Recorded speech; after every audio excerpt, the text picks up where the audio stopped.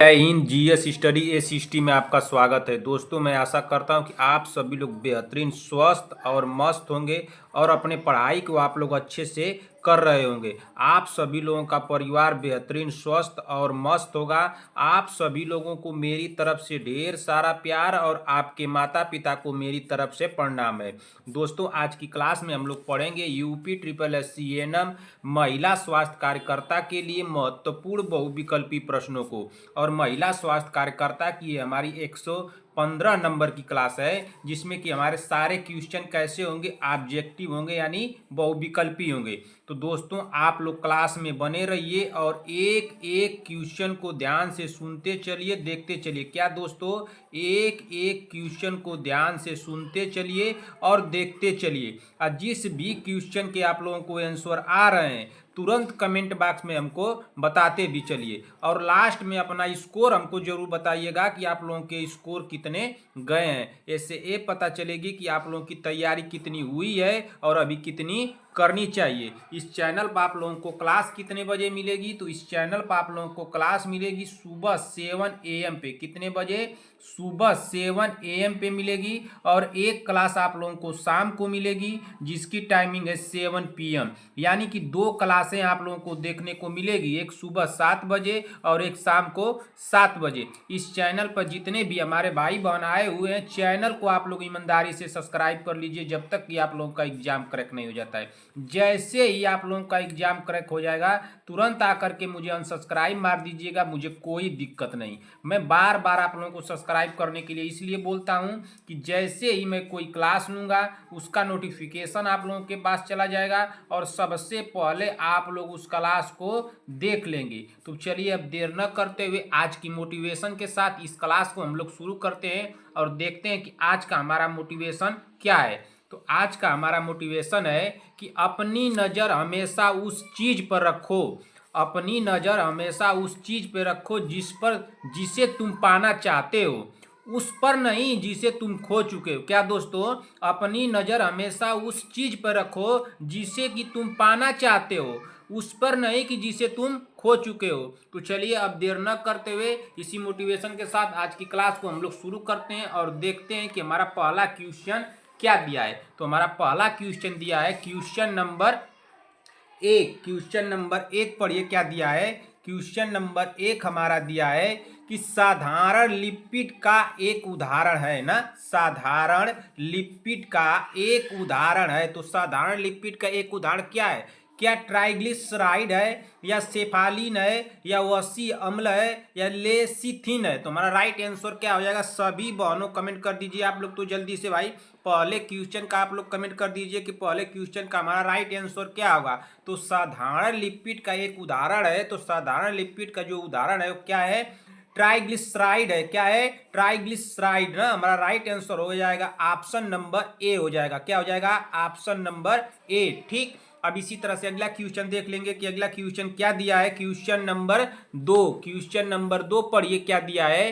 Question number 2 हमारा दिया है कि गर्भ निरोधक योनि डायफ्राम का उपयोग करते समय क्या क्या सावधानियां रखनी चाहिए। क्या क्वेश्चन क्या दिया है, एक बार और पढ़िए। गर्भ निरोधक योनि डायफ्राम ना, गर्भ निरोधक योनि डायफ्राम का उपयोग करते समय ना क्या क्या सावधानियां रखनी चाहिए। तो क्या क्या सावधानियां रखनी चाहिए बताइए आप ही लोग। ऑप्शन ए दिया है इसे स्खलन के लिए ठीक पहले लगाना चाहिए।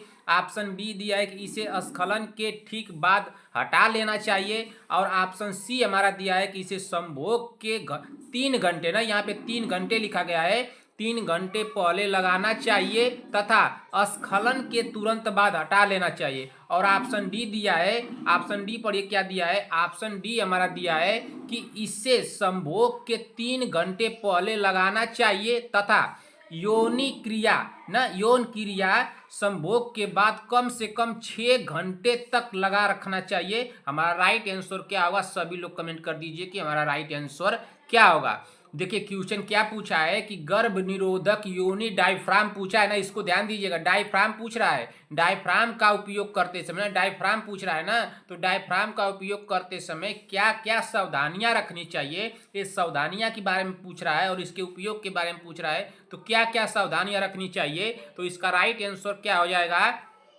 तो इसका राइट आंसर हो जाएगा ऑप्शन नंबर डी ना। क्या हो जाएगा? Option number D. इसे संभोग के 3 घंटे पहले लगाना चाहिए तथा यौन क्रिया संभोग के बाद कम से कम 6 घंटे तक लगा रखना चाहिए। यही हमारा राइट आंसर हो जाएगा। दूसरे का ऑप्शन नंबर डी होगा। क्या होगा? Option number D. ठीक, अब इसी तरह से अगला क्वेश्चन देख लेंगे कि अगला क्वेश्चन क्या दिया है। क्वेश्चन नंबर 3, क्वेश्चन नंबर 3 पढ़िए क्या दिया है। क्वेश्चन नंबर 3 हमारा पूछ रहा है कि बच्चे में अगला फांटानेल न कब बंद होता है। बच्चे में अगला फांटानेल कब बंद होता है? तो कब बंद होता है बताइए तो।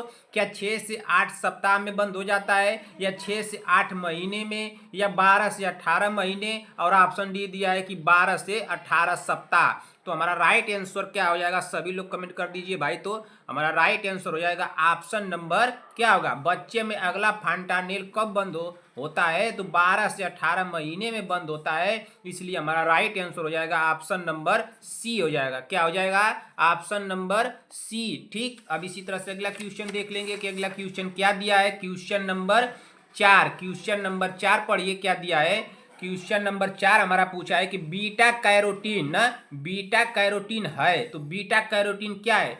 क्या प्री फार्मर्ड विटामिन ए है, या प्रो विटामिन ए है, या सिंथेटिक विटामिन ए, या कोई नहीं? तो हमारा राइट आंसर क्या हो जाएगा? आप ही लोग बता दीजिए भाई, इसका राइट आंसर क्या होगा। बीटा कैरोटीन है तो बीटा कैरोटीन क्या है? तो बीटा कैरोटीन जो है प्रोविटामिन ए है। क्या है? प्रोविटामिन ए है। हमारा राइट आंसर होगा ऑप्शन नंबर चौथे का ऑप्शन नंबर बी हो जाएगा। क्या हो जाएगा? Option number B. ठीक, अब इसी तरह से अगला क्वेश्चन देख लेंगे कि अगला क्वेश्चन क्या दिया है। क्वेश्चन नंबर 5, क्वेश्चन नंबर 5 पढ़िए क्या पूछा है कि डेल्टाइड मसल कहाँ पाई जाती है। डेल्टाइड जो मसल है वो कहाँ पाई जाती है बताइए आप लोग। तो डेल्टाइड मसल कहाँ पाई जाती है?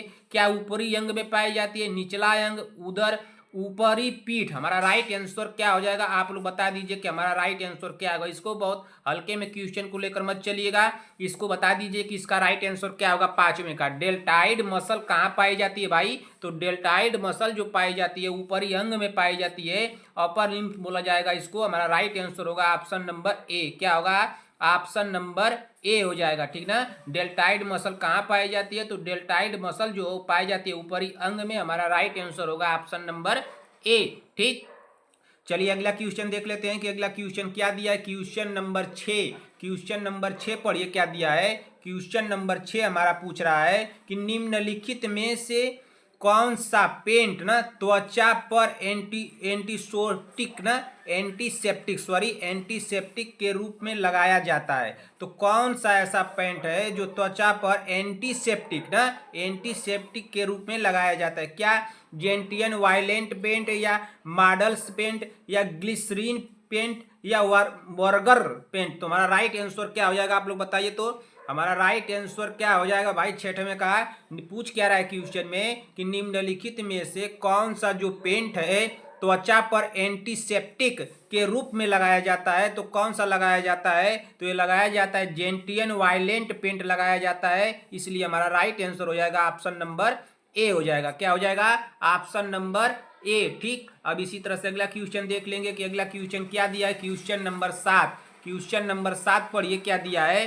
क्वेश्चन नंबर 7 हमारा पूछ रहा है कि निम्नलिखित में से कौन सा प्राकृतिक गर्भ निरोधक नहीं है ना। निम्नलिखित में से कौन सा प्राकृतिक गर्भ निरोधक नहीं है? तो आप लोग बता दीजिए तो जल्दी से सभी बहनें कमेंट करेंगी। क्या भाई क्वेश्चन क्या पूछ दिया कि निम्न में से कौन सा प्राकृतिक गर्भ निरोधक नहीं है? क्या वादित युग्मज, लय विधि, डायफ्राम, स्तनपान? हमारा राइट आंसर क्या हो जाएगा? आप लोग जल्दी से बता दीजिए। 7वें नंबर का हमारा राइट आंसर क्या होगा? तो 7वें नंबर का हमारा राइट आंसर होगा ऑप्शन नंबर सी, डायफ्राम होगा। क्या होगा? डायफ्राम। हमारा राइट आंसर हो जाएगा ऑप्शन नंबर सी। निम्न में से कौन सा प्राकृतिक गर्भ निरोधक नहीं है? ये नहीं शब्द दिया है ना, नहीं पूछ रहा है ना, तो ये डायफ्राम ही नहीं होगा। तो हमारा राइट आंसर क्या हुआ? ऑप्शन नंबर सी होगा। एक काम आप लोग कीजिएगा, एग्जाम हॉल में जब जाइएगा तो एग्जाम हॉल में बहुत प्रेशर रहता है। आप लोग इस नई शब्द को अगर दिया रहेगा तो क्वेश्चन को बहुत ध्यान से पढ़िएगा, नई शब्द को ध्यान देना है। कहीं कहीं पर लिखा रहता है गलत, लिखा रहता है गलत शब्द ना, इसको भी ध्यान दीजिएगा। इससे क्वेश्चन आप लोगों के कंफ्यूज कर सकता है, या तो गलत को शुरू में ही कर देगा, कहीं बीच में कर देगा, दूसरे नंबर पर कर देगा, नहीं को लास्ट में कर देगा, नहीं को बीच में कर देगा। एक शब्द देता है को छोड़कर ना, एक शब्द देगा को छोड़कर, इसको भी आप लोग ध्यान दीजिएगा। छोड़कर शब्द को छोड़कर ना, एक शब्द देगा आप लोगों को सिवाय, क्या देगा सिवाय, इस शब्द को आप लोग को ध्यान देना है। एक शब्द रहेगा उपरोक्त ना, उपरोक्त, उपरोक्त सभी, तो इसको बहुत ध्यान से आप लोग करिएगा ना। ये उपरोक्त सभी आप लोगों का गलत कर सकता है भाई, उपरोक्त सभी। एक शब्द और देखा इनमें से कोई नहीं ना, ये ऐसा दे देगा तो तुरंत ये नहीं कि इनमें से कोई लगा दें या उपरोक्त सभी लगा दें, इनमें से कोई नहीं। जब ऐसा शब्द आ जाए तो क्वेश्चन को समझिएगा, बहुत ध्यान से पढ़ना है ना। इनमें से कोई नहीं, इस शब्द को ध्यान दीजिएगा, ठीक ना।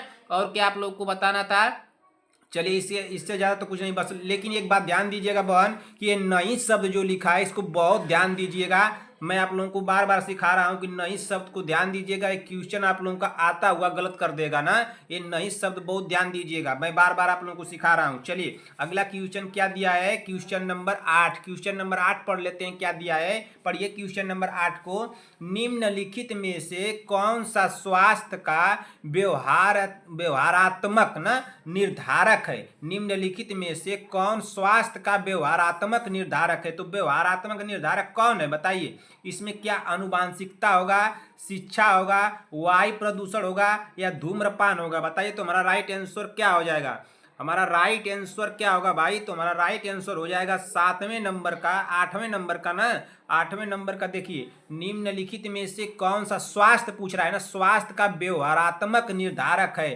तो आनुवंशिकता होगा स्वास्थ्य का व्यवहारात्मक निर्धारक, शिक्षा होगा नहीं, वायु प्रदूषण नहीं। इसमें राइट आंसर क्या होगा हमारा, तो राइट आंसर हो जाएगा 8वें का ऑप्शन नंबर डी होगा, धूम्रपान होगा ना। हमारा राइट आंसर क्या होगा, ऑप्शन नंबर डी हो जाएगा, ठीक। अब इसी तरह से अगला क्वेश्चन देखते हैं कि अगला क्वेश्चन क्या दिया है। क्वेश्चन नंबर 9, क्वेश्चन नंबर 9 पढ़िए क्या दिया है। क्वेश्चन नंबर 9 हमारा पूछा, एक एक क्वेश्चन को आप लोग ध्यान से सुनते चलिए बहन, और जिस भी क्वेश्चन का अगर आप लोगों को आंसर आ रहा है तो आप लोग कमेंट बॉक्स में बताते भी चलिए। चलिए क्वेश्चन पढ़िए, प्रोटीन की कमी से होता है, तो प्रोटीन की कमी से क्या होता है भाई, क्या रिकेट्स होता है, आपको लग रहा है कि रिकेट्स होता है प्रोटीन की कमी से, स्कर्वी, क्वाशियोरकर, कैरोटीनेमिया। तो हमारा राइट आंसर क्या हो जाएगा 9वें नंबर का, बताइए। आप लोग पूछा क्या है क्वेश्चन में कि प्रोटीन की कमी से होता है, तो क्या प्रोटीन की कमी से रिकेट्स होता है, तो विटामिन कहाँ चला जाएगा भाई, या स्कर्वी होता है तो फिर विटामिन कहाँ सी चला जाएगा। ये तो गलत हो गया, 2 ऑप्शन तो पहले हम लोग काट देंगे। अब आप लोग बता दीजिए क्या क्वाशियोरकर होगा या कैरोटेनियम नेमिया होगा, तो हमारा राइट आंसर हो जाएगा 9वें का, प्रोटीन की कमी से होता है, तो प्रोटीन की कमी से क्या होता है, तो क्वाशियोरकर होता है। हमारा राइट आंसर होगा ऑप्शन नंबर सी। एक शब्द ध्यान दीजिएगा, ये जो क्वाशियोरकर लिखा है, कहीं कहीं आप लोगों को एग्जाम में हो सके तो आप लोगों को बना करके दे दे, क्या लिख दे, काशी ओरकर लिख देगा, क्या लिख देगा, काशी ओरकर ना, काशी ओरकर, इस तरह से लिख देगा काशी ओरकर। तो आप लोग घबराइएगा मत, दोनों शब्द जानते रहिए, या तो एग्जामिनर इसको लिखे या तो एग्जामिनर इसको लिखे ना, दोनों अगर लिख दे, दोनों में से कोई अगर आ जाता है तो आप लोग उड़ा दीजिएगा इसको। प्रोटीन की कमी से होता है, तो कमी से क्या होता है, क्वाशियोरकर होता है। ये लिखा कैसा रहेगा, या तो इस तरह से आपको दे देगा एग्जामिनर लिख करके, या तो इस तरह से दे देगा ना। दोनों शब्द आप लोग जान गए, इसके अलावा कोई शब्द दूसरा तीसरा नहीं लिख सकता है। चलिए अगला क्वेश्चन देख लेते हैं कि अगला क्वेश्चन क्या दिया है। क्वेश्चन नंबर 10, क्वेश्चन नंबर 10 पढ़िए क्या दिया है। क्वेश्चन नंबर 10 पढ़िए, क्वेश्चन नंबर 10 को, आरबीसी का जीवन काल कितना होता है, बताइए। बहुत आसान क्वेश्चन है, सभी बहनों को बताना है, कमेंट आना चाहिए भाई, गलत नहीं होना चाहिए किसी का भी ना। इतना आसान क्वेश्चन अगर आप लोग गलत कर देंगी तो बहुत गलत बात है भाई, इतना आसान क्वेश्चन आप लोगों को गलत नहीं करना है। ऑप्शन क्या दिया है, ऑप्शन दिया है ए 60 दिन, 120 दिन, 2 से 4 दिन या 20 से 180 दिन। तो आरबीसी का जो जीवन काल होता है वो कितना होता है, तो आरबीसी का जीवन काल जो होता है कितना होता है, तो ये होता है 120 दिन ना, कितना होता है 120 दिन। हमारा राइट आंसर हो जाएगा ऑप्शन नंबर बी होगा। क्या होगा? Option number B. एक क्वेश्चन ऐसा मत सोचिएगा कि आप लोगों को इसी तरह से मैं बता दिया, एक क्वेश्चन आया हुआ है आप लोगों के एग्जाम में, तो इससे निश्चिंत रहिएगा कि इतना आसान क्वेश्चन क्यों मैं आप लोगों को बताया।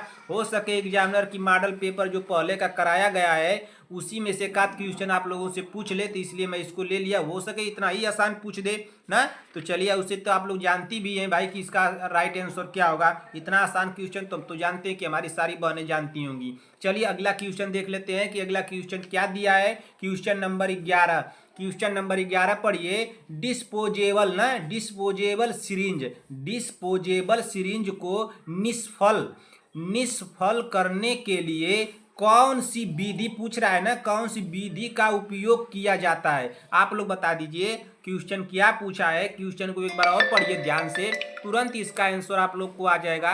क्वेश्चन को बस आप लोग ध्यान से नहीं पढ़ती हैं, इसलिए आप लोगों का गलत हो जाता है ना। आप लोग तो इतना तैयारी कर ली हैं कि क्या बताएं आप लोगों को भाई। चलिए देखिए, डिस्पोजेबल ना, डिस्पोजेबल सिरिंज को निष्फल करने के लिए कौन सी विधि का उपयोग किया जाता है। तो कौन सी विधि का उपयोग किया जाता है भाई, आप लोग तो जानती होंगी। एथिलॉक्साइड ऑटोक्लेविंग, ऑप्शन बी दिया है इंफ्रारेड विकिरण, ऑप्शन सी दिया है पराबैंगनी विकिरण, ऑप्शन डी दिया है गामा विकिरण। तो हमारा राइट आंसर क्या हो जाएगा? तो 11वें नंबर का हमारा राइट आंसर हो जाएगा ऑप्शन नंबर क्या होगा? ऑप्शन नंबर डी होगा। क्या होगा? ऑप्शन नंबर डी, गामा विकिरण ना। क्या होगा? गामा विकिरण। इसका राइट आंसर होगा ऑप्शन नंबर। कहीं आप लोग इस ए को लेकर के कंफ्यूज तो नहीं हो रही हैं, लेकिन ए को मत लीजिएगा बहन, गलत हो जाएगा। ये पूछा क्या है क्वेश्चन में? निष्फल पूछा है ना, और उसकी विधि पूछ रहा है, तो इसका राइट आंसर होगा गामा विकिरण होगा। हमारा राइट आंसर हो जाएगा 11वें का ऑप्शन नंबर डी होगा। क्या होगा? Option number D. किसी भी बहन को अगर क्वेश्चन नंबर आप लोगों को 11 नंबर क्वेश्चन में कोई कंफ्यूजन होगा बहन, तो आप लोग मुझे कमेंट कीजिएगा, मैं आप लोगों को बताने की पूरी कोशिश करूंगा। ठीक, चलिए अगला क्वेश्चन देखते हैं कि अगला क्वेश्चन क्या है। इसको बताइएगा कि 11 में कोई कंफ्यूजन तो आप लोगों को नहीं है, सभी बहन हमको बताएंगी, लेकिन आप लोग निश्चिंत रहिए, इसका राइट आंसर यही होगा ना। क्या होगा? गामा विकिरण होगा। पूछा क्या है बहन? डिस्पोजेबल सिरिंज को निष्फल न करने के लिए कौन सी विधि पूछ रहा है ना, कौन सी विधि का उपयोग किया जाता है। तो गामा विकिरण का उपयोग किया जाता है। हमारा राइट आंसर गामा विकिरण दिया है, इसको भी ध्यान दीजिएगा। चलिए अगला क्वेश्चन देखते हैं कि अगला क्वेश्चन क्या दिया है। क्वेश्चन नंबर 12, क्वेश्चन नंबर 12 पढ़ लेते हैं क्या पूछा है हमारा। क्वेश्चन नंबर 12 पूछ रहा है कि सेफ पीरियड्स का क्या तात्पर्य है। भाई ये तो बहुत आसान क्वेश्चन है, आप लोग को मैं पढ़ाया हूँ, बताया हूँ। आप लोग बता दीजिए कि सेफ पीरियड्स का क्या तात्पर्य है। क्या मासिक धर्म की अवधि है, या मासिक धर्म के एक सप्ताह पहले तथा एक सप्ताह बाद। ऑप्शन सी दिया है मासिक धर्म के एक सप्ताह पहले और 3, ये 3 दिन लिखा है, 3 ना, 3, इसको 3 मान के चलिएगा, 3 दिन बाद तक मासिक धर्म के 8 से 21 दिन का समय। तो हमारा राइट आंसर क्या हो जाएगा, आप लोग बता दीजिए। पूछा क्या है क्वेश्चन में कि सेफ पीरियड्स का तात्पर्य क्या है ना, सेफ पीरियड्स का तात्पर्य क्या है। क्या मासिक धर्म की अवधि होगा? आप लोगों को ऐसा लग रहा है कि मासिक धर्म की अवधि होगा, हमको तो नहीं लग रहा है। एक क्या दिया है? मासिक धर्म के एक सप्ताह पहले तथा एक सप्ताह बाद। तो सेफ पीरियड क्या होगा भाई? ये आप लोगों को लग रहा है कि ऑप्शन नंबर बी होगा, हमको तो लग रहा है कि ऑप्शन नंबर बी होगा ना। मासिक धर्म के एक सप्ताह पहले और 3 दिन बाद तक, ये नहीं होगा, गलत होगा। मासिक धर्म के 8 से 21 दिन का समय, 8 से 21 दिन का समय रहेगा, तो ये भी गलत हो जाएगा। राइट आंसर जो होगा इस ऑप्शन के थ्रू क्या होगा? मासिक धर्म के एक सप्ताह पहले तक का सप्ताह बाद ना, मासिक धर्म के एक सप्ताह पहले तथा एक सप्ताह बाद, ये हमारा क्या होगा? सेफ पीरियड का तात्पर्य होगा ना। सेफ पीरियड का क्या होगा? तात्पर्य होगा। हमारा राइट आंसर हो जाएगा ऑप्शन नंबर बी हो जाएगा। एक क्वेश्चन आप लोग यहाँ से बता दीजिए, अगर आप लोग बता सकती हैं तो बता दीजिएगा, कमेंट करके हमको जरूर बताइएगा। क्वेश्चन आप लोगों को क्या दे दूं? क्वेश्चन आप लोगों को एक दे देता हूं। क्वेश्चन रहेगा ये होमवर्क में, सभी बहनों को बताना है, बहुत आसान क्वेश्चन है। आप लोग बता दीजिए कि इसी मासिक धर्म से एक क्वेश्चन हमको याद आ गया कि मासिक ना, मासिक धर्म, मासिक धर्म की स्वच्छता स्वच्छता बनाए ना, स्वच्छता बनाए रखने के लिए ना, मासिक धर्म की स्वच्छता बनाए रखने के लिए सेनेटरी ये सेनेटरी लिखा गया है, सेनेटरी पैड ना, सेनेटरी पैड को कितने समय में बदलना चाहिए ना, कितने समय में बदलना चाहिए, ठीक ना, बदलना चाहिए ना, चाहिए, इसको आप लोग बताइएगा कितने समय में, नॉर्मली कितने समय में बदलना चाहिए, ठीक ना। जो आप लोगों का एग्जामिनर माने वही आंसर बताना। इसका आंसर कई हो सकता है, जैसे कि मान लीजिए कि अगर डिलीवरी रूम में रहेगा तो उसमें कितने समय में बदला जाएगा डिलीवरी रूम में, और कि जैसे कि एकदम स्वच्छता ना, जिसको कोई काट ना सके तो उस समय कितना रहेगा, ये सब आप लोग को नहीं बताना है। जैसे इसका एक्यूरेट आंसर बता दीजिए कि जिसको कोई काटे ना सके। मासिक धर्म की स्वच्छता बनाए रखने के लिए सैनिटरी पैड को कितने समय में बदलना चाहिए, जो एग्जामिनर मानते हैं उसको बताइएगा ना। चलिए, इसको उसी को बताना है, ठीक ना। ये नहीं कि अब डिलीवरी रूम वाला बता दें कि 2 घंटे होता है, चाहिए इतना होता है। आप लोग बताइएगा, आप लोगों को तो मैं बताऊंगा नहीं। आप लोग बताइए इसका राइट आंसर क्या होगा। चलिए अगला क्वेश्चन देख लेते हैं बहन। अगला क्वेश्चन क्या दिया है, क्वेश्चन नंबर 13 पढ़िए क्या दिया है।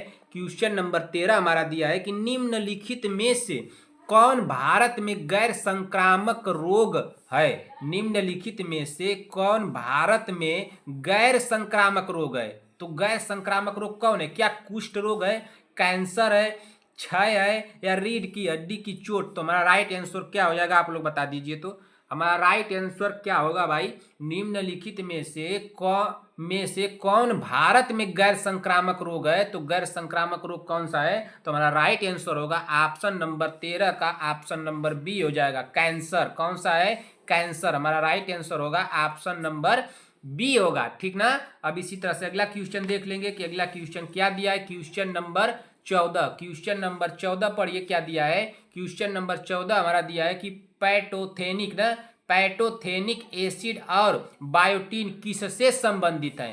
पैटोथेनिक एसिड और बायोटीन किससे संबंधित है। तो किससे संबंधित है, क्या ये विटामिन डी से संबंधित है, या विटामिन बी कॉम्प्लेक्स से संबंधित है, या विटामिन के से, या विटामिन ई से। हमारा राइट आंसर क्या हो जाएगा, आप लोग बता दीजिए। तो हमारा राइट आंसर हो जाएगा 14 नंबर का ऑप्शन नंबर पैटोथेनिक एसिड और बायोटीन किससे संबंधित है, तो विटामिन बी कॉम्प्लेक्स से संबंधित है। हमारा राइट आंसर होगा ऑप्शन नंबर बी हो जाएगा। क्या हो जाएगा, ऑप्शन नंबर बी हो जाएगा। आप लोग रिवीजन करते चलिए बहन। आप लोग बता दीजिए कि विटामिन डी की कमी से कौन सा रोग होता है, इसको कमेंट कर दीजिए। विटामिन के की कमी से क्या होता है, इसको कौन सा रोग उत्पन्न हो जाता है, इसको बता दीजिए, इससे क्या होता है। विटामिन ई के बारे में आप लोग बता दीजिए। ये तीनों आप लोग बताइए। तो थोड़ा ना आप लोग जानती है ना, तो इसको बताते चलिए भाई। जो आ रहा है उसको बताइए, जो नहीं आ रहा है तो उसका क्या करना है। जो क्वेश्चन आ रहा है, जो आए उसको बताना चाहिए आप लोगों को ना।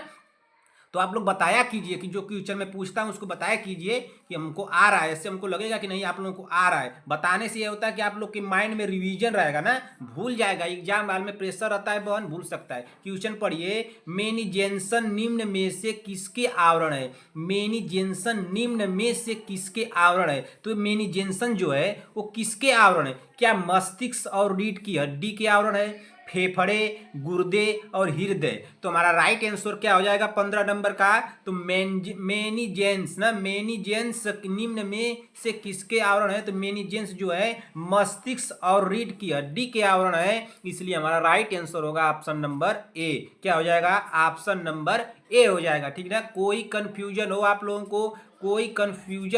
को, तुरंत कमेंट कीजिएगा बहन। मैं आप लोगों को बताने की पूरी कोशिश करूंगा। कमेंट बॉक्स में नहीं बता पाया तो उसके अगले क्लास में जरूर बताऊंगा। चलिए अगला क्वेश्चन देख लेते हैं कि अगला क्वेश्चन क्या दिया है। क्वेश्चन नंबर 16 पढ़िए क्या दिया है। क्वेश्चन नंबर 16 हमारा पूछ रहा है कि दवाओं के अवशोषण की दर सबसे अधिक कहाँ होती है। दवाओं की अवशोषण की दर सबसे अधिक कहाँ होती है। तो बता दीजिए, तो सबसे अधिक कहाँ होती है, बताइए जल्दी से। सभी बहनें बता देंगी भाई। क्या बड़ी आंत में होती है, पित्ताशय में होती है, छोटी आंत में, या अमाशय में। क्वेश्चन को ध्यान से पढ़िए, बस सुनते मत चलिए, उसको पढ़ लीजिए तो दोबारा उसको पढ़ना न पड़े बहन ना। आप लोग जब जिस क्वेश्चन को पढ़ लीजिए उसको दोबारा अगर पढ़ना पड़े तो उसको आंसर तुरंत लगा दीजिए ना। तो देखिए पूछा क्या है कि दवाओं के अवशोषण की दर सबसे अधिक कहाँ होती है। तुरंत याद कीजिए इसको कि दवाओं के अवशोषण की दर सबसे अधिक कहाँ होती है। तो सबसे अधिक जो होती है वो कहाँ होती है, छोटी आंत में होती है। हमारा राइट आंसर हो जाएगा वन ऑप्शन नंबर सी। क्या हो जाएगा, ऑप्शन नंबर सी हो जाएगा। कोई कंफ्यूज नहीं होना चाहिए इस क्वेश्चन में भाई।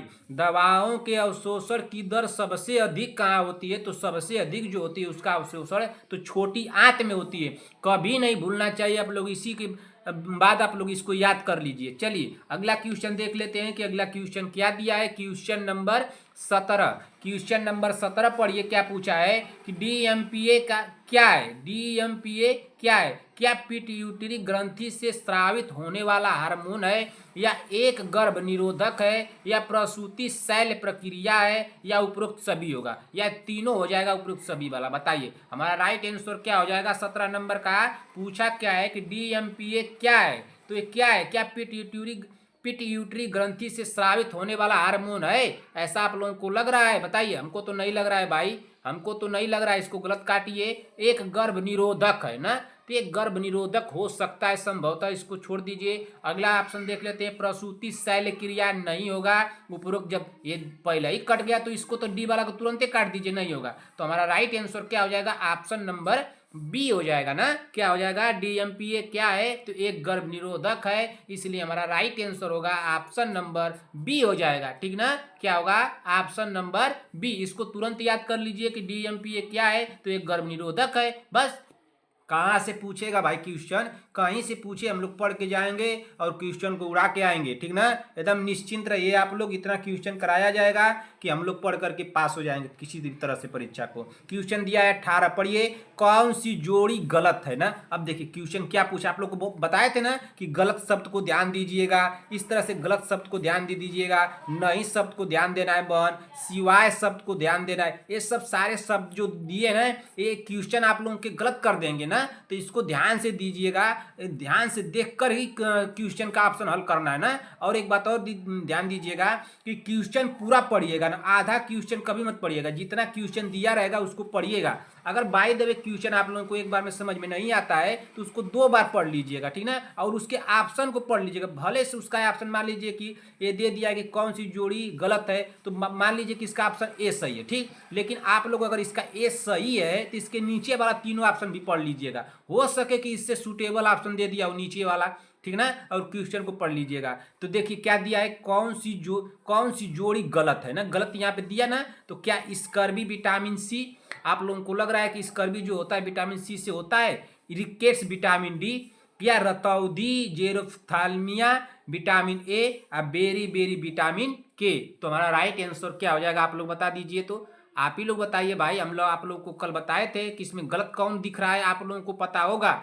कल के क्लास में या सुबह वाली क्लास में आप लोगों को मैं कराया था। तो इसका राइट आंसर क्या हो जाएगा बहन, 18 नंबर का ऑप्शन नंबर डी होगा। बेरी बेरी रोग जो होता है क्या विटामिन के से होता है कि विटामिन B1 से होता है, आप ही लोग बता दीजिए। विटामिन B1 से होता है कि के से होता है, आप लोग बताइए। तो ये गलत हुआ कि नहीं गलत हुआ, तो यही गलत पूछा है ना, सही तो पूछा नहीं है सब तो हमारा सही हो जाएंगे, लेकिन जब गलत पूछा है तो यही हमारा गलत होगा, तो यही इसको गलत काट देंगे और यही हमारा राइट आंसर हो जाएगा, ऑप्शन नंबर डी हो जाएगा। क्या हो जाएगा, ऑप्शन नंबर डी हो जाएगा ना, ठीक ना। अच्छा, और आप लोगों को क्वेश्चन करा दूं। 18 नंबर क्वेश्चन हम लोग कर लिए। चलिए 18 के बाद 19 नंबर का क्वेश्चन कर लेते हैं। 19 नंबर क्वेश्चन ना, 19 नंबर क्वेश्चन को पढ़ लीजिए। 19 नंबर का क्वेश्चन आप लोगों का गलत नहीं होना चाहिए, बहुत ध्यान से पढ़िएगा। ये क्वेश्चन को बहुत ध्यान से पढ़ना है, ठीक ना। ये आया हुआ क्वेश्चन है, आप लोगों का आ सकता है भाई। जनसंख्या वृद्धि वर्गीकरण में 5M कौन से हैं। तो जनसंख्या वृद्धि में जो वर्गीकरण किया गया तो इसके 5M क्या है, क्या बताइए। क्या मातृ मृत्यु हो सकता है भाई, होगा। विवाह हो जाएगा, मृत्यु दर ना, मृत्यु दर होगा। गतिशीलता और प्रवासन, तो गतिशीलता और प्रवासन, ठीक ना, ये दोनों हो जाएगा। तो यानी कि ऑप्शन हमारा ए सही हो रहा है। लेकिन इसके नीचे वाला ऑप्शन भी हम लोग पढ़ लेंगे। इसमें जब ऐसा क्वेश्चन आ जाएगा तो इसके लास्ट वाला प्रवासन, आप लोग ध्यान दीजिएगा कि लास्ट में प्रवासन दिया है कि नहीं। जिसमें प्रवासन दिया रहेगा वही सही होगा। अब देखिए चुनिए, प्रवासन तो इसमें भी दे दिया है, प्रवासन इसमें भी दे दिया है, प्रवासन इसमें भी दे दिया है, प्रवासन इसमें भी दे दिया है। अब कैसे होगा भाई, अब तो गलत हो गया ना। तो देखिए जनसंख्या वृद्धि के वर्गीकरण के 5 एम कौन से, ये मेथड तो हम लोग का गलत हो गया। तो 5 एम कौन से, देखिए उसके मातृ मृत्यु भी थे, विवाह भी थे, मृत्यु दर, गतिशीलता और प्रवासन, ये सभी ऑप्शन थे। तो पांचों हमारा तो ये सही हो रहा है। लेकिन बी वाला देख लेते हैं, आंदोलन। देखिए विवाह तो हो सकता है, मृत्यु दर भी हो सकता है, गतिशीलता भी हो सकता है, प्रवासन भी हो सकता है, लेकिन आंदोलन की वजह से एक ऑप्शन गलत हो जाएगा। देखिए मातृत्व हो जाएगा ना, मातृत्व हो जाएगा, मानसिकता, मानसिकता नहीं होगा, इसके लिए गलत होगा। मृत्यु दर हो जाएगा, मृत्यु दर हो जाएगा भाई, गतिशीलता भी हो जाएगा, प्रवासन भी हो जाएगा। लेकिन जब ये मानसिकता दे दिया, इसके वजह से ए ऑप्शन भी हम लोग का गलत हो जाएगा। ठीक, अब देखिए मातृत्व हो जाएगा, ठीक, मील, मील नहीं होगा भाई, मील की वजह से गलत होता है। मृत्यु दर हो जाएगा, गतिशीलता भी हो जाएगा, प्रवासन भी हो जाएगा, लेकिन ये मील की वजह से एक की ऑप्शन भी गलत हो गया। लेकिन जो सही ऑप्शन हम लोग को दिख रहा है, तो मातृत्व भी हो जाएगा, विवाह भी हो जाएगा, मृत्यु दर भी हो जाएगा, गतिशीलता भी हो जाएगा, प्रवासन भी हो जाएगा। तो जनसंख्या वृद्धि वर्गीकरण के 5 एम कौन से हैं, तो यही है हमारा राइट आंसर होगा, ऑप्शन नंबर ए हो जाएगा। क्या हो जाएगा, ऑप्शन नंबर ए। किसी भी बहन को अगर इस क्वेश्चन में आप लोगों को डाउट हो बहन, तो आप लोग कमेंट करके बताइएगा कि सर क्वेश्चन में हमको डाउट है 19 नंबर, मैं आपको बताने की पूरी कोशिश करूंगा। लेकिन गलत नहीं होना चाहिए, जो मैं बता रहा हूं ये इस सही, इसका राइट आंसर है, ठीक ना, ऑप्शन नंबर ए। कंफ्यूज नहीं होना है आप लोगों को। अगर लगेगा ऐसा तो कमेंट कीजिएगा, अगर नहीं कंफ्यूज होंगी आप लोग तो कमेंट कर दीजिएगा कि सर 19 नंबर क्वेश्चन में कोई कंफ्यूजन नहीं है, चाहे नो डाउट लिख दीजिएगा ना, मैं समझ जाऊंगा कि हमारी बहनें समझ गई हैं। ठीक, चलिए अगला क्वेश्चन देख लेते हैं कि अगला क्वेश्चन क्या दिया है। क्वेश्चन नंबर 20 ना, क्वेश्चन नंबर 20 को पढ़िए, क्या दिया है। पूछा है क्वेश्चन में कि कौन सा मस्तिष्कीय भाग केंद्रीय तंत्रिका तंत्र का भाग है ना, कौन सा मस्तिष्कीय भाग केंद्रीय तंत्रिका तंत्र का भाग है। तो क्या मस्तिष्क है, मेरुरज्जु है, या मस्तिष्क एवं मेरुरज्जु, या केवल रीढ़। तो हमारा राइट आंसर क्या हो जाएगा 20वें नंबर का, तो 20वें नंबर का हमारा राइट आंसर होगा ऑप्शन नंबर सी होगा। कौन सा मस्तिष्कीय भाग केंद्रीय तंत्रिका तंत्र का भाग है, तो मस्तिष्क एवं मेरुरज्जु है, हमारा राइट आंसर हो जाएगा ऑप्शन नंबर सी हो जाएगा। क्या हो जाएगा बहन, ऑप्शन नंबर सी हो जाएगा ना। यहाँ पे बहुत शोर शराबा हो रहा है बहन, जैसे मैं क्लास लेता हूँ शाम को, ये लोग बहुत शोर शराबा लगता है कि जान से करते हैं, बहुत हमको परेशानी होती है। अगर आप लोगों को शोर शराबा सुनाई दे रहा होगा तो इसके लिए मैं आप लोगों से क्षमा प्रार्थी हूँ, आप लोग मुझे माफ़ कीजिएगा, ठीक ना। मैं शोर शराबा में आप लोगों की क्लास डिस्टर्ब नहीं करना चाह रहा था, लेकिन क्या बताऊँ ये लोग शोर शराबा करते हैं भाई, ठीक ना। अगर आप लोगों को शोर सुनाई दे रहा होगा तो आप लोग थोड़ा एडजस्ट कर लीजिएगा। चलिए अगला क्वेश्चन देखते हैं कि अगला क्वेश्चन क्या दिया है। क्वेश्चन नंबर 21, हमको तो शोर शराबा सुनाई दे रहा है। क्वेश्चन नंबर 21 देखते हैं, निम्नलिखित में से कौन सा जीवाणु ग्राम पॉजिटिव है ना, निम्नलिखित में से कौन सा जीवाणु ग्राम पॉजिटिव है, तो कौन सा है। क्या क्लेविसिएला न्यूमोनिया, न्यूमोनिया, क्लोस्ट्रीडियम बोतुलिनम ना, इसकी स्यूडोमोनास एरुजेनोसा, एसिनेट्रोबैक्टर बाउमानी। तो हमारा राइट आंसर क्या हो जाएगा। क्वेश्चन तो बहुत अजीब आप लोगों को लगा, क्वेश्चन तो कुछ लगा का आप लोगों को अजीब। निम्नलिखित में से कौन सा जीवाणु ग्राम पॉजिटिव है, तो पॉजिटिव पूछा है ना। देखिए स्यूडोमोनास एरुजोनोसा ना, तो ये नहीं होगा, इसको गलत काटिए। एसिनेटोबैक्टर बाउमनी, तो ये भी नहीं होगा ना। तो दो ऑप्शन तो हम काट दिए बहन, आप लोग बता दीजिए कि इस दो ऑप्शन में कौन सा होगा ना। आप लोग बता सकती हैं तो बता दीजिए, कमेंट कर दीजिए कि सर 21 नंबर का ये सही होगा। आप लोग बता सकती हैं, तुरंत कमेंट कर दीजिए भाई, मेरे बताने से पहले आप लोग बता सकती हैं, बता दीजिए। तो इसका राइट आंसर जो हो जाएगा 21 नंबर का ऑप्शन नंबर बी होगा ना, कोलेस्ट्रीडियम बोतुलिनम ना। ये देखिए क्या लिखा गया है, इसको आप दोबारा यहाँ पे लिख दे रहा हूँ, अगर आप लोगों को साफ नहीं दिख रहा हो तो दो यहाँ पे लिख दे रहा हूँ ना, इसको देख लीजिए क्या लिखा गया है। क्लो क्लोस्ट्रीडियम ना, क्लोस्ट्रीडियम ना, क्लोस्ट्रीडियम, ठीक है। जो बोल रहा हूँ सुन लीजिए, क्लोस्ट्रीडियम। और क्या लिखा गया है, बोतुलिनम ना, बोतु लिखा गया है, बोतु बोतुनीलम ना, बोतुलिनम, लीनम।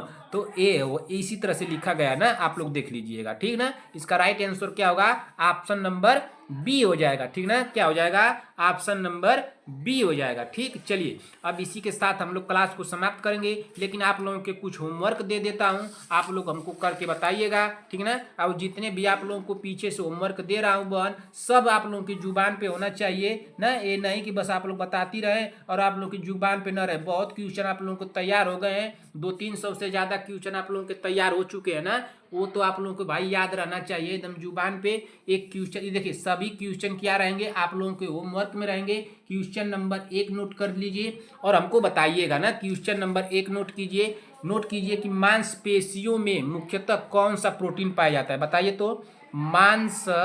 मांसपेशियों ना, मांसपेशियों, ठीक ना, मांसपेशियों में ना, मांसपेशियों में कौन सा, नहीं मांसपेशियों मुख्यतः कर लीजिए, मुख्यतः ना, मुख्यता कर लीजिए। मांसपेशियों में मुख्यता कौन सी ना, कौन सी प्रोटीन ना, कौन सी प्रोटीन पाई जाती है, ठीक ना। कौन सी प्रोटीन पाई जाती है, ठीक ना, पाई जाती है। सभी बहनों को बताना है कि कौन सी प्रोटीन पाई जाती है।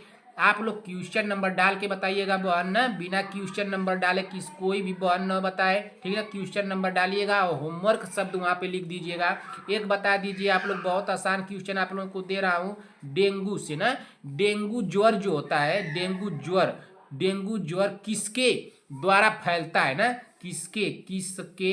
किसके द्वारा फैलता है ना, किसके द्वारा डेंगू ज्वर किसके द्वारा फैलता है, ठीक ना, फैलता है, किसके द्वारा फैलता है, ये भी आप लोग बता दीजिए। एक क्वेश्चन यहाँ पे 3 नंबर का नोट कर लीजिए, ठीक ना। सभी बहनें बताएंगी कि आप लोग बता दीजिए कि मानव शरीर के किस भाग में ना, मानव शरीर, ठीक ना, मानव शरीर के, ठीक ना, मानव शरीर के, अगर हमारी हैंडराइटिंग किसी भी बहन को अगर न साफ दिख रही हो तो बहन मैं जो बोल रहा हूँ उसको नोट कर लीजिए। किस भाग में क्या आप लोगों को दे दूं, किस भाग में, सबसे ना, सबसे मजबूत ना, सबसे मजबूत मांसपेशी पाई जाती है ना, सबसे मजबूत मांसपेशी, ठीक ना, सबसे मजबूत मांसपेशी पाई जाती है, ठीक ना, पाई जाती है, सबसे मजबूत मांसपेशी पाई जाती है। सभी बहनों को बताना है,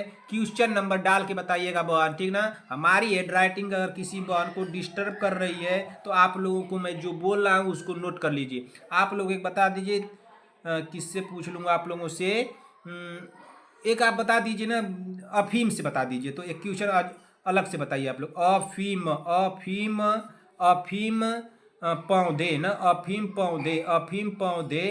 अफीम जो है पौधे के किस भाग से बनता है ना, अफीम पौधे के किस भाग से बनता है ना, किस भाग से बनता है। सभी बहनों को बताना है। आप लोग देख करके भी बता सकती हैं अपने बुक से, बिना आप लोग अपने बुक में से देख करके हमको बता सकती है। देख करके ही आप लोगों को बताने के लिए दिया हूं ना। 5वां नंबर का नोट कर लीजिए। 5वां नंबर क्वेश्चन आप लोगों को क्या दे दूं। अच्छा आप लोग बता दीजिए ना, जो मूंगफली होता है, मूंगफली से एक शब्द याद आ गया, मूंगफली, ठीक ना, मूंगफली में सर्वाधिक ना, मूंगफली में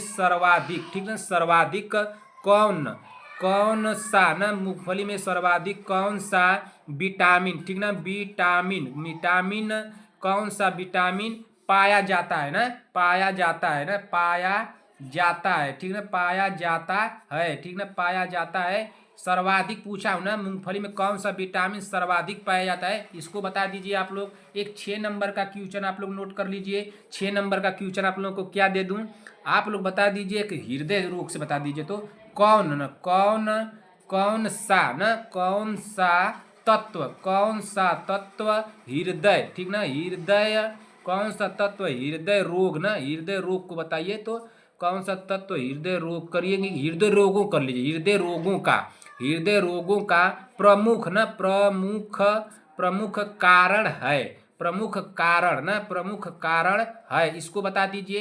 एक क्वेश्चन नोट कीजिए, 7 नंबर का क्वेश्चन नंबर डाल के बताना है। मैं बार बार आप लोगों को बता रहा हूँ। प्रोटीन क्या है बताइए तो, प्रोटीन क्या है इसको बता दीजिए। बहुत आसान क्वेश्चन है, प्रोटीन क्या है। एक क्वेश्चन नोट कीजिए, 8वें नंबर का क्वेश्चन नंबर 8 नोट कीजिए कि जो होता है जिसको जैसे किडनी की बीमारी जिसको हो जाती है, किडनी मैं लिख दे रहा हूँ क्वेश्चन, उसको समझ लीजिए क्या लिखा हूँ। किडनी थोड़ा क्वेश्चन में अगर आप लोगों को अजीब लगेगा, क्या क्वेश्चन क्या दे दूँ, किडनी तो दे दिया लेकिन क्या दे दूँ, किडनी रोग लिखिए, किडनी रोग ना, किडनी रोग को किडनी रोग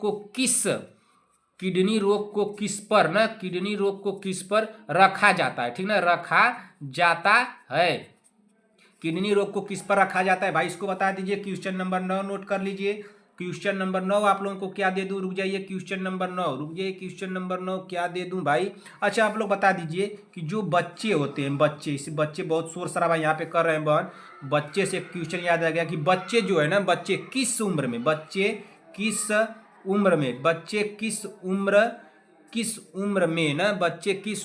सुपरिचित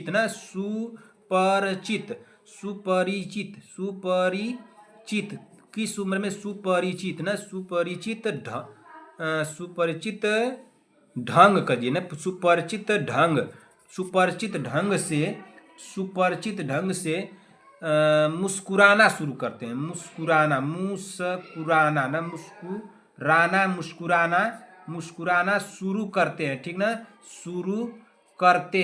शुरू करते हैं। इसको आप लोग बता दीजिए। एक 10 नंबर का क्वेश्चन आप लोग नोट कर लीजिए, क्वेश्चन ये भी रहेगा होमवर्क में। मासिक धर्म में जो है कष्टार्थों को क्या कहते हैं, मासिक धर्म